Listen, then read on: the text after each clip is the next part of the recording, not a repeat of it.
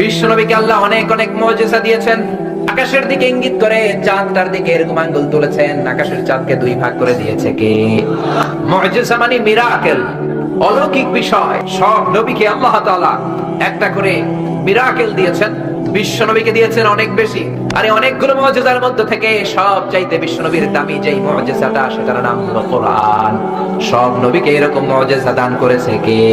আল্লাহ বললেন, আমি আমার পয়গম্বর দাউদ আলাইহিস সালামকে মুজিজা দিয়েছি। আর মুজিজা হলো তিনি লোহার মধ্যে হাত লাগালে লোহাটা গলে নরম হয়ে যেত।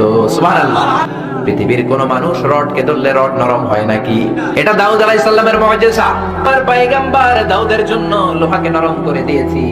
এই জন্য এই পৃথিবীতে সর্বপ্রথম দাউদ আলাইহিস সালাম ছুরি বানিয়েছেন, বটি বানিয়েছেন, দা বানিয়েছেন, রামদা বানিয়েছেন।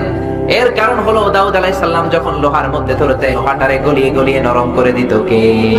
দাউদ আলাইহিস সালামের আগে পৃথিবীতে কেউ লোহাকে বাঁকাও করতে পারে নাই, ছুরি আর দাও বানাতে পারে নাই। চিল্লায় বলেন ঠিক কি না? ও মুসা, তোমার ডান হাতে কি? মুসা আলাইহিস সালাম বলেন, হিয়া আসা, এটা আমার লাঠি। লাঠি ছিল মুসা আলাইহিস সালামের মুজিজা। এটা এমন মুজিজা, মুসা আলাইহিস সালাম এই লাঠিটা জমিনের মধ্যে রেখে দিলে গাছ হয়ে যেত, সাগরের মধ্যে রেখে দিলে ব্রিজ হয়ে যেত, ফেরাউনের সামনে রেখে দিলে বিশাল অজগর সাপ হয়ে যেত। মুসা আলাইহিস সালাম ইন্তেকাল করলেন, কিন্তু মুসা আলাইহিস সালামের লাঠিটা বনি ইসরাইলের মধ্যে ছিল। ঈসা আলাইহিস সালামের মুজিজা ছিল বড় ডেঞ্জারাস মুজিজা।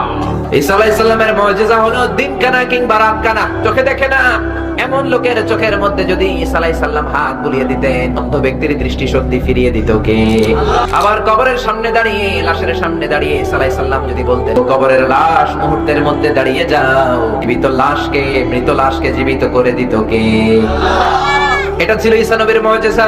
ঈসা আলাইহিস সালামের যখন কোনো হরিণের গোশত খাওয়ার ইচ্ছে হতো, জঙ্গলের সামনে যে তিনি হরিণকে ডাক দিতেন, ইয়া দাবিতা, এই জঙ্গলের হরিণের দিকে আয়। হরিণগুলো লাফিয়ে লাফিয়ে চলে আসতো। সাইয়েদনা ঈসা আলাইহিস সালাম নিজ হাতের ছুরি দিয়ে হরিণগুলোর জবাই করতেন, চামড়াটা ছিঁড়ে গোশতগুলো আগুন দিয়ে ঝলসে ঝলসে বারবিকিউ করে হরিণের গোশত খেতেন। সাইয়েদনা ঈসা আলাইহিস সালাম গোশত খেতেন, কিন্তু হরিণের হাড্ডি খেতেন না। হাড্ডিগুলো সাইয়েদনা ঈসা আলাইহিস সালাম জমিয়ে রাখতেন, হাড্ডিগুলো স্তূপ করে রাখতেন। খাওয়ার পর মরা হরিণের হাড্ডির দিকে ইঙ্গিত করে ঈসা আলাইহিস সালাম বলতেন, কুম বিইذنিল্লাহ, ও মরা হরিণের হাড্ডি, মরা হাড্ডি থেকে জীবিত হরিণ হয়ে জঙ্গলে চলে যা। ওনার বলতে দেরি হতো, মরা হাড্ডি থেকে জীবিত হরিণ হয়ে জঙ্গলে হরিণ চলে যেতে দেরি হতো না। এটা ছিল ওনার মুজিজা।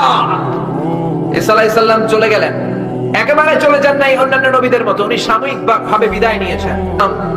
ইমাম মাহদীর আগমনের কয়েক বছর পরে সিরিয়ার দামেস্কের একটা জামে মসজিদের সাদা মিম্বারের পাশে বুখারীর বর্ণনা, মুসলিমের বর্ণনা, আবু নওয়াস রাদিয়াল্লাহু আনহু থেকে বর্ণিত একজন ফেরেশতার পাখায় ভর করে শাঁ করে জমিনে নেমে আসবেন।